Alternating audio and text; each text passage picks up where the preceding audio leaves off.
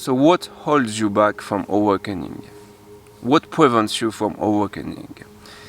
Even though awakening is a significant and weighty word for the ego, is that you are still, I would say, clinging to this sense of personhood. Even if you have somehow turned this ego into a spiritual seeker. At the end of the day, they are essentially similar, they are the same. They are both based on a construction of beliefs. As you know, I love metaphors. You are too much like this, not enough like this. That's the spiritual seeker. That's the ego.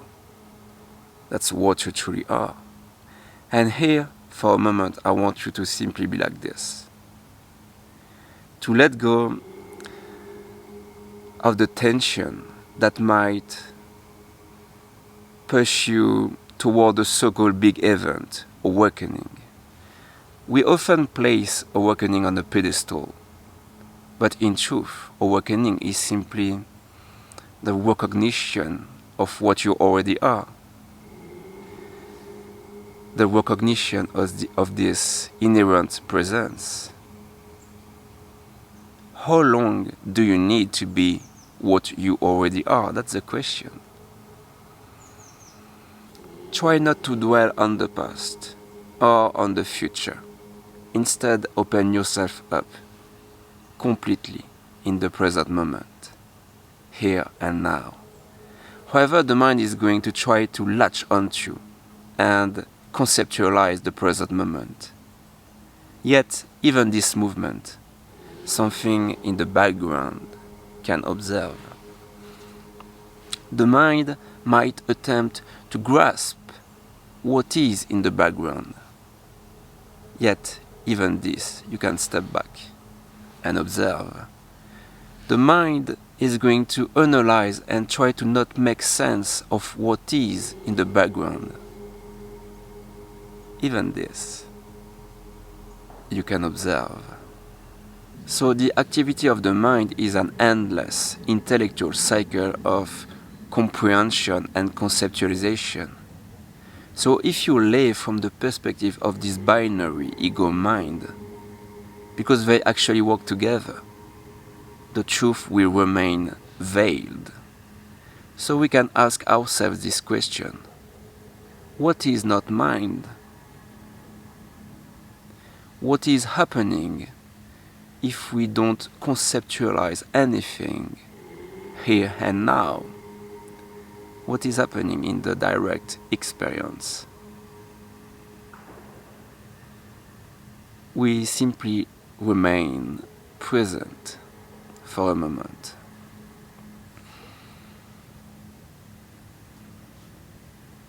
Don't cling to anything. And we profoundly believe that we are this sense of I, identified with the ego mind, and this I is the main source of suffering in this world. Because this sense of I creates a sense of separation, which is a total illusion. And we want to protect this I personally, and the purpose here is to dissolve this I, and to make room for the real I, which has no name and no form, which is not contracted, instead infinite, timeless. And you can experience that right now because it's your true self. So you have to recognize that. And for that to happen, you need to create a gap between ideas, concepts, beliefs, and thoughts. You need to slow down the activity of the mind and to give more space between thoughts. Open a gap between two thoughts. Because the truth is somehow hidden within this silence. By the way, you can pause the video if you need more time for this self-inquiry.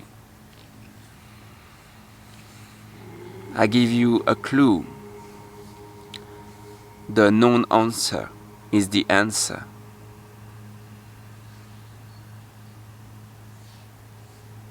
So, what is the real answer? Try to enter in a I don't know mind.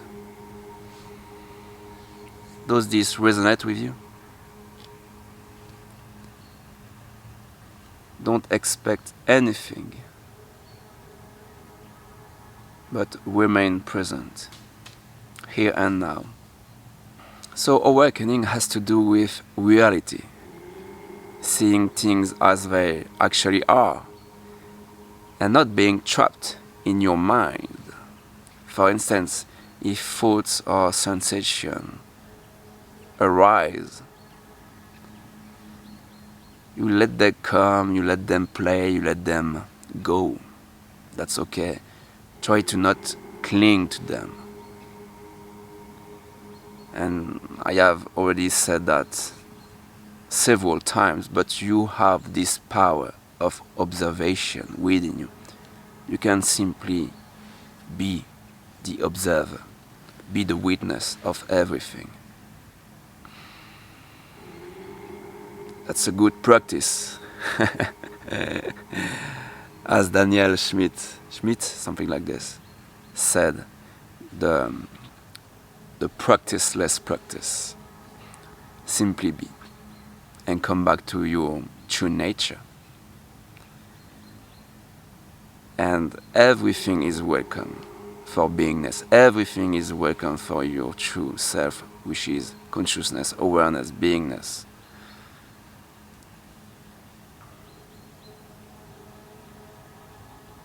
Simply be. Remain as this, abide as this. Feel this expansiveness. Because if you close your eyes, you can feel that you are not contracted within this body.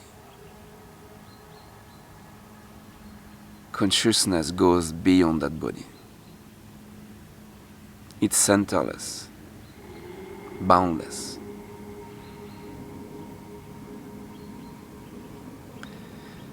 Much love, guys.